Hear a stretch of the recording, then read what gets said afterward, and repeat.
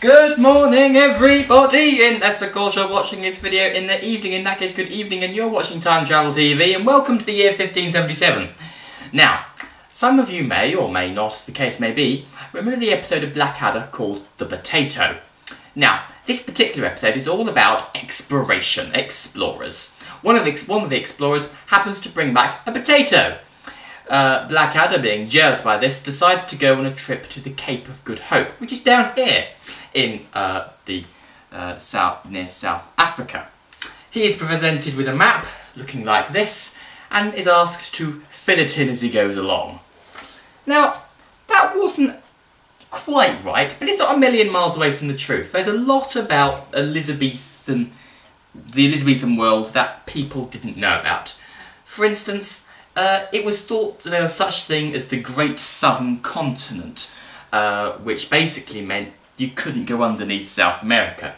You had to navigate these things down here called the Straits of Magellan, which was first navigated by, believe it or not, Ferdinand Magellan, 87 years prior. So what happened was lots of Tudor adventurers decided to go out exploring and find out as much as they can about the world. They're motivated for different reasons. The one we're going to look at today was mainly motivated by money. The chap we're going to look at today is Francis Drake, and this is his story. Are you sitting comfortably? Then I'll begin. Once upon a time, there was a grand old place called England, which is here. There was also a other place called Spain. Now, Spain had a lot of colonies in the Americas, which is over here, and they were getting lots of gold, silver, coins, bars, treasure chests, everything. Bringing it back to Spain and making lavish churches. Now, Spain was Catholic and England was Protestant, and the Queen of England, Elizabeth I, decided she wanted to get her own back on Spain. Although they weren't technically at war, she decided to get her own back by sponsoring privateers, like Sir Francis Drake, to attack the Spanish, mainly in the Caribbean. Eventually, this was wearing a little bit thin, and the Spanish sort of knew when they were coming. So Queen Elizabeth had a top-hole idea. She said that we ought to start attacking the Spanish on the Pacific coast. Now, this is going to be a bit difficult because the Tudors believed there was a great southern continent down here, so you can't go underneath South America. Northwest Passage hadn't been discovered, so you couldn't go over the top. Iffy. So the only place they had to go was via the Straits of Magellan. So they knew this would be a pretty dangerous and treacherous journey. So they decided to get a guy who really liked danger, treachery, and really adventurous stuff, called Francis Drake. So what happened is that they said to him, we want you to raid the Spanish in the Pacific Ocean. And he said, great, that sounds really adventurous, let me go. He probably stroked that pose as well, like this. He was probably very good at that pose. Anyway, he had 5 ships, his flagship being the Golden Hind. Sorry, I didn't say that. We'll get to that bit in a minute. His flagship at this point in the journey was called the Pelican. He didn't initially tell his crew where they were going. For 2 reasons. First of all, they would probably end up telling other people, and their Spanish spies, because coincidentally England was littered with Spanish spies. The Spanish spies would probably find out, and they'd probably warn the Spanish they're coming. Second of all is that if they found out they're going to the Pacific Ocean, they probably won't want to go, because Pacific Ocean's a pretty dangerous place if you've never been there before. So, they set sail. The crew thought they were going on a diplomatic mission to Portugal, coincidentally.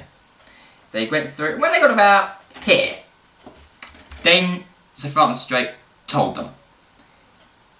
And they weren't that pleased. They were a bit cross, but they were already part way there, so they had to carry on. They carried on onto an Atlantic crossing. It was a pretty tough Atlantic crossing, and 2 of their ships were sunk. Coincidentally, they didn't actually end up here. I'm just putting them here to... I'll get rid of them completely. There we go. They eventually reached the coast of South America and worked their way down. Then they spent the winter on a beach. Coincidentally, remember I mentioned Ferdinand Magellan, who'd circumnavigated the globe 87 years beforehand? He wintered at the exact same beach that Francis Drake was wintering at. Then they set sail again to the Straits of Magellan because they didn't know they can go underneath the South America at the time. Now the problem was the only person who'd been there, of course, was Magellan, and he had drawn the map of it. And the map pretty much looked like a 5-year-old had drawn it. So it's difficult to do it. Although he did it, and he did it quicker than Magellan. 2 days quicker to be precise. Then after they came out, they hit storms. One ship, the Marigold, was sunk. The other ship, the Elizabeth, was driven back home. The final ship, the Pelican, and if you remember I accidentally called it the Golden Hind, well about here, that's where he renamed it the Golden Hind. It was blown south by winds and storms underneath South America. Now, Drake got up onto his deck, he had a look round and he said, "There's supposed to be the greatest southern continent here, but all I can see is more sea." So he decided that there was no such thing as the great southern continent and called the bit underneath South America the Drake Passage. When then storms cleared, he worked his way up, doing what Drake does best: pillaging, plundering and stealing from the Spanish, because it's Spain, so it doesn't matter so much if you steal gold from them, because, I mean, England didn't really like Spain back then. So he was taking, plundering, looting, plundering a bit more, looting, and as he worked his way up, and eventually he got wind of a Spanish treasure ship, which was working its way north. Now, Spanish galleons were big, cumbersome, heavy things and not very manoeuvrable. English ships were small, quick, and perfect for what Drake was going to do next.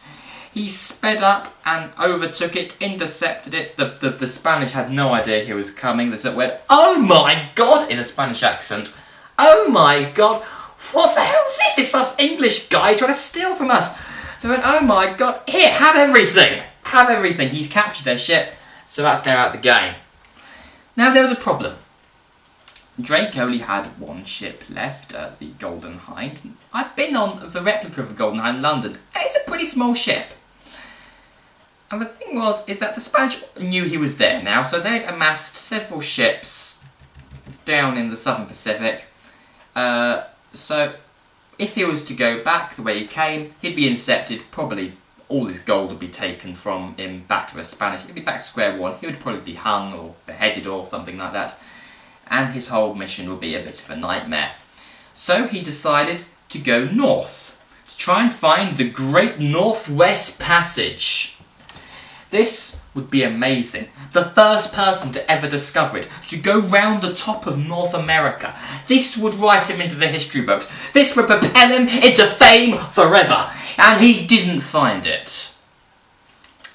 The main reason why he didn't find it is because it doesn't exist. You can't go over the top of North America, it's just ice. You can't get it, it can't exist. So, because he couldn't go back this way, he decided that there was only one way left to go. The whole way round the Earth, because Magellan had done it, so he can do it now. So, we've taken his ship, we steered it round, through, and off the map. And he reappeared on this side of the map, and he ended up in Indonesia. Now, Indonesia is home to the Spice Islands, and spice is going to become, in the next 100 years or so, probably dominating European politics throughout the whole of the 1600s. It's going to become really important and going to make the Dutch the richest nation in Europe and probably the most powerful nation. But not before Drake gets his head in now. Oh no, Drake has to be there first. He bought and sold and sold and bought so much spice. And spice was, at the time, worth just as much as gold, possibly even a bit more. And also, you can fit a lot more in your ship than gold because it's a lot less heavy. In fact, he had so much gold and silver, he had to take the ballast out of his ship so it didn't sink, which is how much gold he got. And eventually he spent 2 weeks in Java, and as he left, he got stuck on a reef. This was going to be really bad. So what happened? This would be terrible. So he did the only logical thing left to him. He prayed. He got all his crew to pray as well. And miraculously, 20 hours later, the tides lifted, the wind blew, propelled him across the Indian Ocean and down across the Cape of Good Hope, round up the Atlantic and back to England again. Wow, what a journey. Drake became one of the most famous sailors in English history.